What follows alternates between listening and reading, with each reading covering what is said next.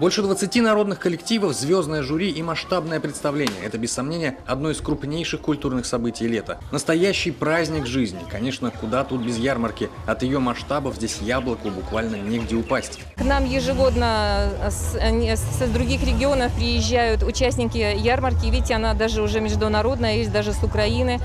И очень замечательно, что мастера наши сыктывдинские, сыктывкарские приезжают всегда со своей продукцией на ярмарку. Благодаря мастерам создается особая доброжелательная атмосфера, ведь здесь не только торгуют, но и представляют творчество во многих проявлениях. От гончарного дела до работы по дереву, от тонкого рукоделия до кузнечного ремесла. Люди очень интересуются русской народной культурой, отсюда большой интерес к русским народным поделкам. Такие мероприятия очень сильно сближают людей, люди становятся родными друг с другом и не замечают некоторые негативные моменты в своей жизни. Конечно, никуда и без культурной программы для гостей. С самого утра вся центральная площадь гудит.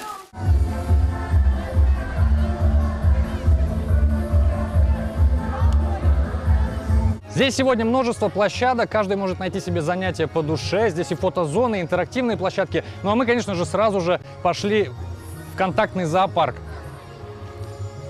Вот этого енота зовут Сеня. Как у тебя дела, дружок? Бедного затискали. Молчит, что-то скрывает. Фестиваль идет 3 дня, и главная часть праздника – выступления народных коллективов. В этом году их 22, причем 12 не из нашей республики. Чувашия, Удмуртия, Мариэл, Архангельская и Кировская области. От некоторых гостей даже несколько коллективов. В этом году Заваленка отмечает 15-летие. За прошедшие годы на народном празднике успели побывать коллективы из 30 регионов России, а также Финляндии и Польши. Тема юбилейной Заваленки – времена года. На обычаях и традициях, совершаемых в тот или иной сезон, основано театрализованное представление. Объединяющий образ – солнце, как символ круговерти времен года. Поставлено представление масштабно и массово, по-хорошему театрально, при этом у каждого коллектива есть шанс выделиться.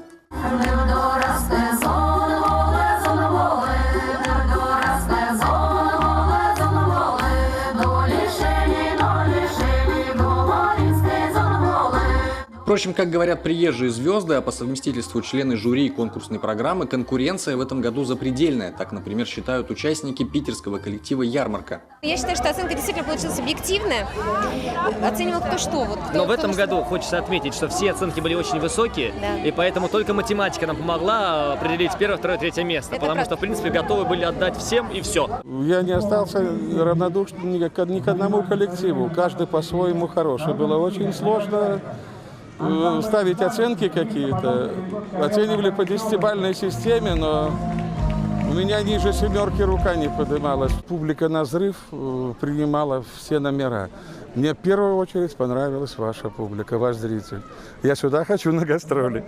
И местные, и гости говорят, главная идея Заваленки – объединение через общий досуг, традиции, обряды и, конечно же, музыку. Песен, таких разных, разливающихся по коме земле, с годами все больше, как и народных коллективов, каждый из которых увезет частичку праздника с собой. Молодость моя, Белоруссия. Евгений Стокас, Олег Жуковский, телеканал Юрган, Сыктывдинский район.